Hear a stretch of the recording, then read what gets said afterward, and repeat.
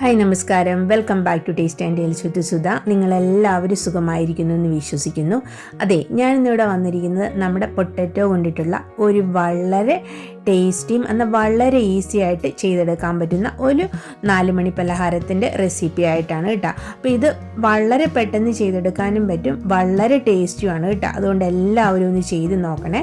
അപ്പോൾ ഞാനിതിവിടെ ഒരു 3 പൊട്ടറ്റോ എടുത്ത് തൊണ്ടൊക്കെ കളഞ്ഞ് റെഡിയാക്കി വെച്ചിട്ടുണ്ട്. ഞാനിത് നമ്മുടെ സ്നാക്ക് ഉണ്ടാക്കാനായിട്ട് ഇതിനകത്ത് നിന്ന് 2 പൊട്ടറ്റോ എടുക്കുന്നുള്ളൂ കേട്ടോ. അപ്പോൾ നമ്മുടെ ഈ പൊട്ടറ്റോയൊക്കെ നമുക്കൊന്ന് ചെറുതായിട്ട് അരിഞ്ഞെടുത്തിട്ട് നമുക്കിതിനെ ഒന്ന് വേവിച്ചെടുക്കണം കേട്ടോ. അപ്പോൾ ഇത് നമ്മൾ പൊട്ടറ്റോയൊക്കെ ഇവിടെ അരിഞ്ഞ് റെഡിയാക്കി എടുത്തിട്ടുണ്ട്. ഇതിനൊരു പാത്രത്തിലേക്കിട്ട് ആവശ്യത്തിന് വെള്ളം ഒഴിച്ചു കൊടുത്ത് നമുക്കിതിനെ നന്നായിട്ടൊന്ന് വേവിച്ചെടുത്തുകൊണ്ട് വരാവേ.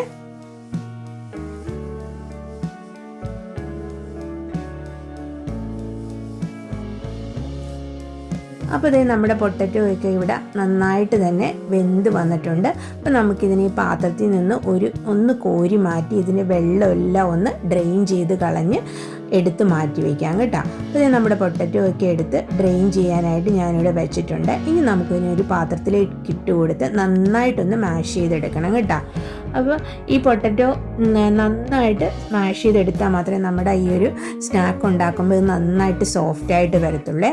അത് നമ്മുടെ പൊട്ടറ്റോ ഒരുവിധം ഒന്ന് മാഷായിട്ട് എടുത്തിട്ട് ഞാനിനൊന്ന് പാത്രം മാറ്റി കൊടുത്തിട്ടുണ്ട് കേട്ടോ. ഈ പാത്രം വലിയ പാത്രത്തിലിട്ട് ഇങ്ങനെ ചെയ്യുമ്പോഴേക്കും നന്നായിട്ടൊന്നും കൂടെ സോഫ്റ്റായി വരും കേട്ടോ. ഞാൻ ഇനി ഇതിനകത്തേക്ക് ഒരു 2 ടേബിൾ സ്പൂൺ അളവിൽ എണ്ണ ഒഴിച്ചു കൊടുത്തിട്ടുണ്ട്. ഞാൻ വെജിറ്റബിൾ ഓയിലാണ് ഒഴിച്ചു കൊടുത്തിരിക്കുന്നത്. നിങ്ങളുടെ കയ്യിലുള്ള ഓയിൽ ഒഴിച്ചു കൊടുത്താൽ മതി കേട്ടോ. ഇപ്പോൾ ഇതിങ്ങനെ ഒഴിച്ചു കൊടുക്കുമ്പോഴേക്കും നമ്മുടെ ഈ പൊട്ടറ്റോ ഒന്നും കൂടെ നന്നായിട്ട് സ്മൂത്തായിട്ട് വരും കേട്ടോ. അപ്പോൾ ഇതുപോലെ നന്നായിട്ട് ഇവിടെ സ്മൂത്തായിട്ട് ആ എണ്ണയും കൂടെ ഒഴിച്ച് നന്നായിട്ടൊന്ന് മിക്സ് ചെയ്തെടുത്തപ്പോഴേക്കും ഇതുപോലൊരു സ്മൂത്തായിട്ടുള്ള രീതിയിൽ നമുക്കിതിനിവിടെ കിട്ടിയിട്ടുണ്ട് കേട്ടോ. അപ്പോൾ ഇനി ഇതിനകത്തേക്ക് നമുക്ക് ഒരു 1/2 കപ്പിൽ താഴെ കോൺഫ്ലോർ ആണ് ഞാൻ ചേർത്ത് കൊടുക്കുന്നത്. ആ കോൺഫ്ലോറിൻ്റെ കൂട്ടത്തിൽ തന്നെ നമുക്കൊരു 1/2 കപ്പ് ക്യാരറ്റ് ചെറുതായിട്ട് അരിഞ്ഞു കൊടുത്തതും, പിന്നെ ഞാനാണെങ്കിൽ കുറച്ച് മല്ലിയിലയും അതിൻ്റെ കൂട്ടത്തിൽ കുറച്ച് സ്പ്രിങ് ഒണിയനും കൂടെ ഇട്ട് കൊടുത്തിട്ടുണ്ട് കേട്ടോ. പിന്നെ ഇതിൻ്റെ കൂട്ടത്തിൽ പാകത്തിന് ഉപ്പ് ഇട്ട് കൊടുത്തിട്ട് നമുക്കിതിനെ ഒന്നും കൂടെ നന്നായിട്ട് മിക്സ് ചെയ്തെടുത്ത് നന്നായിട്ട് തന്നെ ഒന്ന് മിക്സ് ചെയ്തെടുക്കാം കേട്ടോ. അപ്പോൾ ഇപ്പോൾ ഇവിടെ ഇത് ഒരുവിധം തന്നെ നന്നായിട്ട് മിക്സായി വന്നിട്ടുണ്ട്. ഇനി ഇതിനകത്തേക്ക് ഞാൻ ഇട്ട് കൊടുക്കുന്നത് 1/2 കപ്പ് ഗോതമ്പ് പൊടിയും കൂടിയാണ് കേട്ടോ. 1/2 കപ്പ് ഗോതമ്പ് പൊടിയും കൂടി ഇട്ട് ഇനി ഇതിനെ നമുക്ക് കൈ കൊണ്ട് നന്നായിട്ടൊന്ന് മിക്സ് ചെയ്തെടുക്കാം കേട്ടോ. അപ്പോൾ നമ്മൾ കൈ കൊണ്ട് ഇങ്ങനെ മിക്സ് ചെയ്തെടുക്കുമ്പോഴേക്കും ഇത് നന്നായിട്ടൊരു സ്മൂത്തായിട്ടുള്ള ഒരു മാവായിട്ട് നമുക്ക് കിട്ടും കേട്ടോ.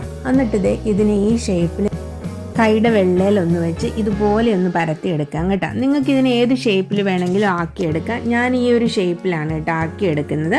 അപ്പോൾ ഇത് നമുക്ക് ഇങ്ങനെ എല്ലാത്തിനെയും ഇതുപോലെ ഒരു 2 പാത്രത്തിലേക്കായിട്ട് ഞാനിവിടെ ചെയ്ത് വെച്ചിട്ടുണ്ട് കേട്ടോ.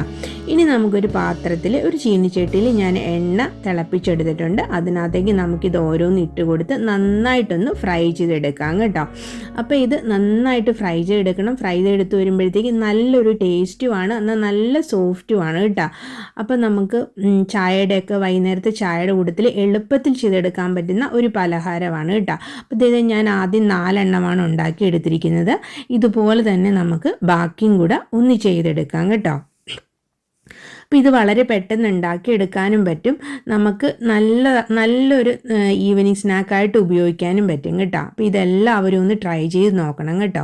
പിന്നെ ഈ വീഡിയോ ഇഷ്ടപ്പെടുവാണെങ്കിൽ ഇതിനെ ഒന്ന് ലൈക്ക് ചെയ്യാനും ചാനൽ സബ്സ്ക്രൈബ് ചെയ്യാതെയാണ് കാണണമെങ്കിൽ ഇതൊന്ന് സബ്സ്ക്രൈബ് ചെയ്ത് സപ്പോർട്ട് ചെയ്യാനും ഒക്കെ ഒന്ന് എല്ലാവരും ഓർത്തേക്കണം കേട്ടോ. സബ്സ്ക്രൈബ് ചെയ്തിട്ടേ ആ ബെൽ ബട്ടനും കൂടെ ഒന്ന് എനേബിൾ ആക്കണേ, എന്നാലേ ഞാൻ വീഡിയോ ഇടുമ്പോഴും നിങ്ങൾക്ക് അതിന് നോട്ടിഫിക്കേഷൻ കിട്ടത്തുള്ളൂ കേട്ടോ. അപ്പോൾ പുതിയൊരു വീഡിയോ ആയിട്ട് വരുന്നതുവരെ എല്ലാവർക്കും നല്ലൊരു ദിവസം ആശംസിച്ചുകൊണ്ട് താങ്ക് യു ഫോർ വാച്ചിങ്.